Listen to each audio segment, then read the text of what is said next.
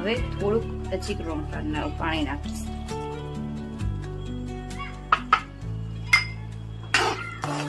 હવે હું આને થોડીક વાર માટે એક જેટલો ઉફાળો આવી જાય ત્યાં સુધી હું એને આમ રાખીશ કે જ્યાં લગી એક ઉફાળો આવી જશે એટલે આમાં થોડીક જાડી ગ્રેવી થઈ જશે. જાડી ગ્રેવી થઈ જાય પછી એમાં આપણે ફ્રાય કરેલું પનીર નાખશું. તમે જોઈ શકો છો કે આમાં ઉફાળો આવી ગયો છે, તો હવે હું નાખીશ એમાં ફ્રાય કરેલું પનીર.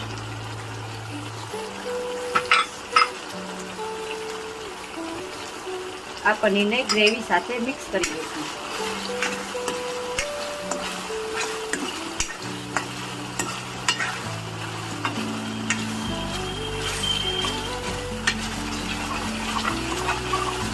હવે આને આપણે 1 મિનિટ જેટલું રાખશું, પછી આને એક બાઉલમાં કાઢી લઈશું. જોઈ શકો છો હવે આ મિક્સ થઈ ગયું છે, તો હવે હું આને એક બાઉલમાં કાઢી નાખીશ.